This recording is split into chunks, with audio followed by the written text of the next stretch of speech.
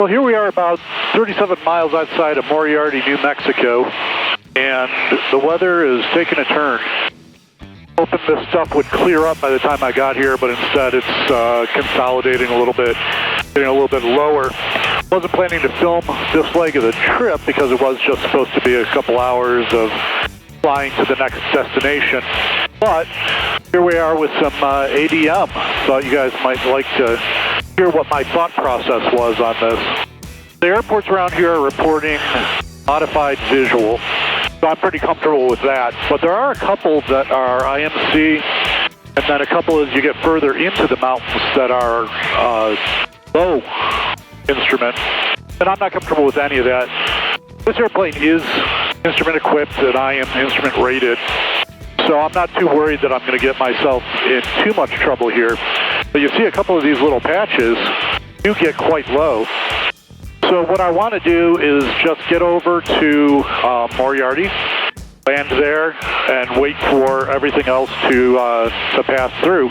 Even if I have to spend the night there, that's no big deal. Better to do that than to try to pick a path through this scud and either not be able to make it or worse. Santa Rosa, Route 66 Airport.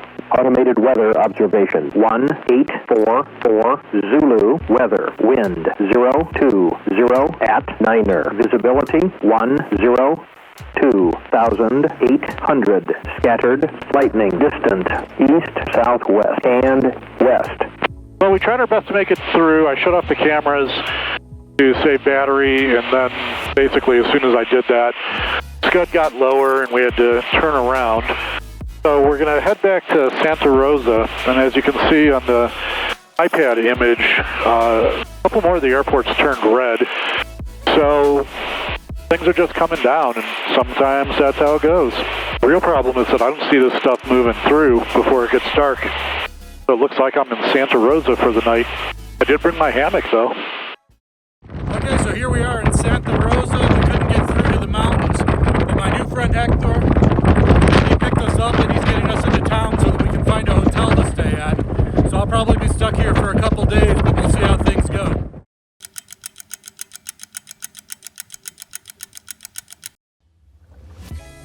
Usually it's the opposite, but today the ADS-B weather looks even better than the civilian weather.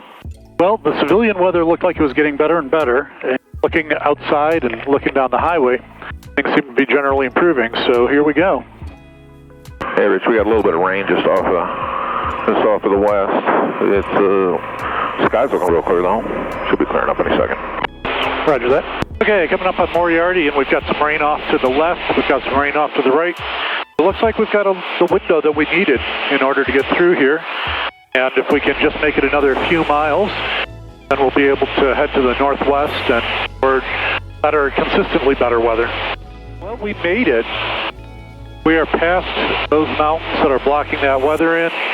We're on the other side of Albuquerque, on the north side of Albuquerque, and things are looking way better. So we should be able to get a load of fuel and then get up to Nokai Dome in the next hour or two. Next question mark is Nokai Dome. I'm pretty heavy. I'm about 100 pounds under gross. Nokai Dome is 2,000 something feet. I took off a few minutes ago at 4,000 feet and was airborne after a 1,000-foot roll. So Nokai Dome has a reputation for sometimes being a little soft, which could have an impact. So we're going to go there and camp, and, worst case scenario, bring some of the stuff out bit by bit. Okay, we just crossed into Utah. I wanted to give a shout out to the Utah Backcountry Pilots Association for putting together this great little resource for flight. So what it is this collection of waypoints, and for each waypoint they have information that you can click on and understand more about the strip. The orange ones are prior permission required, yellow means unverified, green means okay, red means temporarily closed, and gray means closed. And in addition to that high-level information, you can get elevation, frequency being used, conditions, and PIREPs from people who've been there before you. So today we're going to Nokai Dome. And Nokai Dome is 2,100 feet long, at 5,900 feet, and is supposed to be a really nice place to hang out. My friend Wendy recommended this in particular to me, so that's where we're going to go and see if we can get our tent to stay up. The big worry here is that it's going to be too rocky for my tent stakes. And looking around, there's a whole lot of rock around here. So we're going to give it a try, and we're going early enough that if we have a fail, I can head back to, well, somewhere else, make a plan B. So that's what we're going to do, and we'll see how that goes. Over the last few miles, it's gotten significantly more bumpy. Hopefully we'll be able to land. See the airstrip now, and as promised, it does look like a beautiful location. It's uphill landing to the east, and it looks like we may have a slight wind in our face going that direction. And at 9,000 feet right now, there's very little wind. I see a speck of something on this end of the runway, so on the east side of the runway. It's Friday afternoon. This strip is reasonably well known, so it may be that I have some company here tonight. As I get closer, that looks like an airplane, maybe two. Yep, two airplanes, all the way at the end.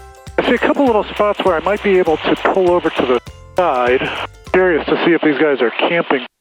Still quite a bit above the surface. I have to lose another 2,000 feet. Yeah, that is considerably uphill. Coming into Noki Dome, you got me? I see the two airplanes. Is that what you're saying? Yeah, I just letting you know we're here. Yep, I got you. Okay, I'll go push. You're going to probably have to stop short because we got things kind of jammed up here. Yep, I got you.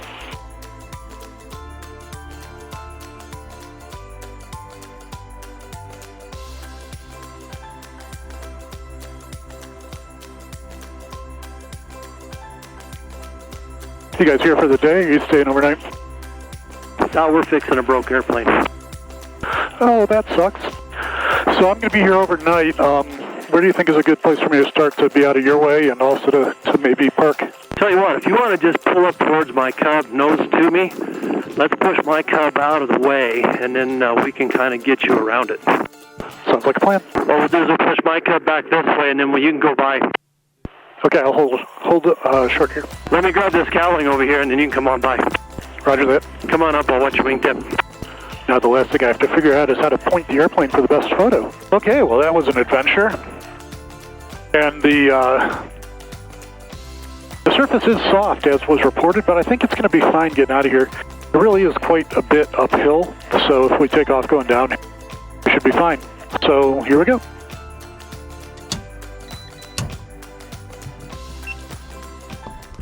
Overlooking the Great Bend in San Juan Canyon is Nokai Dome. Herbert Gregory compiled a report called The San Juan Country in 1938 for the USGS and wrote, "The little-known Red Rock Country along Glen Canyon, beyond the Clay Hills, is a highland area bounded by White Canyon, Red House Cliff, San Juan Canyon, and Glen Canyon. For this region of mesas, domes, and canyons, walled about by lines of cliffs, the term Red Rock Plateau seems appropriate. Search for valuable minerals in the San Juan County, though thorough, has proved unprofitable. Nowhere have ores of high commercial value been located. A little gold has been taken from placers on the San Juan River, and gravel in Glen Canyon has at times yielded enough to cover the cost of mining. The many copper mines and radium mines have had short lives. Wells drilled have been abandoned after an expenditure for explorations estimated at about $2 million. And that's about $50 million in 2022 dollars. I imagine this old truck must have been here from the prospecting era, but there isn't enough left of it for me to identify how long it's been here. Over the years, it's been picked clean and shot up quite a bit. In several locations, there are pipes sticking out of the ground. I have some theories, but if anyone can definitively state what they are, I sure would like to know, since all my ideas have flaws. Almost 100 years ago, Gregory also presciently predicted the dominant usage of the land in the future. Quote, "Southwestern Utah seems destined to have many visitors who are attracted by the scenery of the region remote from main lines of travel. The exceptionally interesting trail through the Clay Hills, Castle Wash, Wilson Mesa, and across the San Juan to Navajo Mountain are feasible for adventurers who place unusual experiences above daily comforts. The red dirt and sand of this strip is a product of Navajo sandstone that defines the Red Rock country. It is quite soft and weathers away during every one of the infrequent rains. There is a dirt road that runs nearby and provides easy hiking opportunities, as well as the occasional source of amusement with markers declaring road closures in places that don't seem to have ever had roads. Heading back to camp, I walked along the strip and found some tire marks that indicated someone came pretty close to having a bad day. Their directional control on takeoff left a lot to be desired as they dragged the plane through the bushes after departing the narrow runway. They made it off the ground safely, though perhaps with renewed respect for strips like this one. I can't remember ever having a close encounter with a dust devil before. Now this is the second time in 2 weeks. We had one down in Ranger that destroyed a canopy, and now this one just came into my camp and blew the tent around and took a roll of paper towels and threw it up into the air.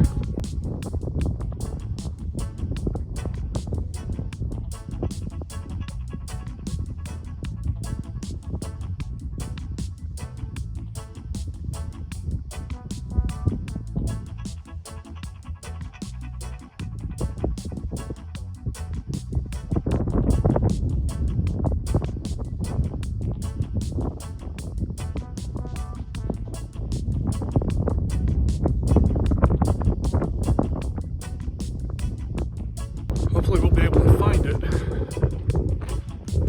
No, it's only paper towel, but still.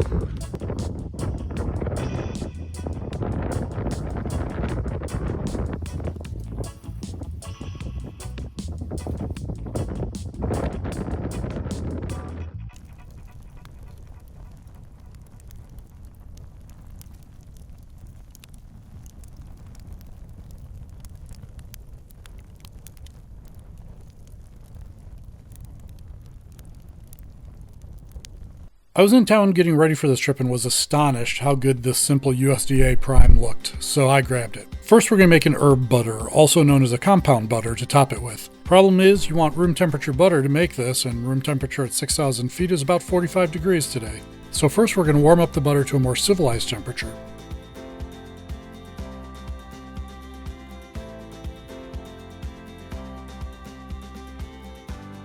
Today we're using dried herbs because we're camping in a desert. Garlic goes in first, then rosemary, thyme, and oregano. Get all that mixed in so the herbs can rehydrate and season the butter.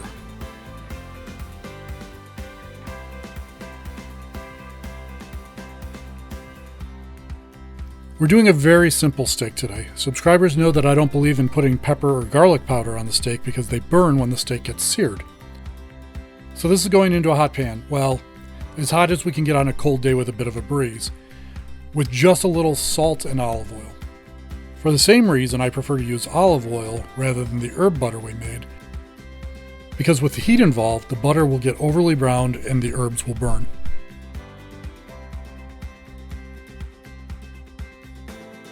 After we have a good sear on both sides, it's time to get the fat caps good and hot to make them delicious flavor bombs. It takes a bit of time, but in a setup like this, it's a firm requirement because otherwise the breeze will keep them from getting as hot as they would on charcoal or wood.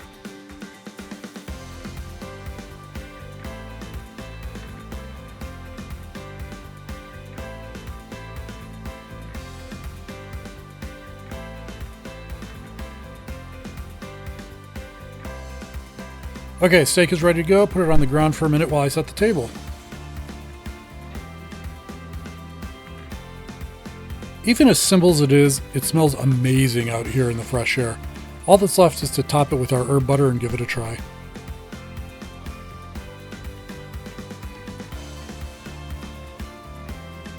From the very first bite, it's clear this is an exceptional steak. One of the two best I've had in years, in fact. The other being an A5 Japanese Wagyu that I had earlier this year at a steakhouse. To have this USDA Prime compete with that is high praise, but here we are. It was full of flavor and incredibly tender.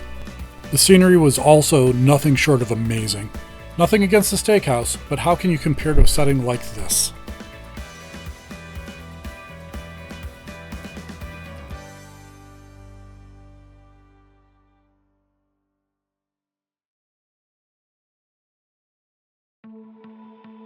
My favorite way to end a story is with the beginning of a new one, so be sure to subscribe if you want to see our next video at the High Sierra Fly-In. And if you like longer videos like this one, check out the one about Idaho and Utah, which visits some super amazing strips.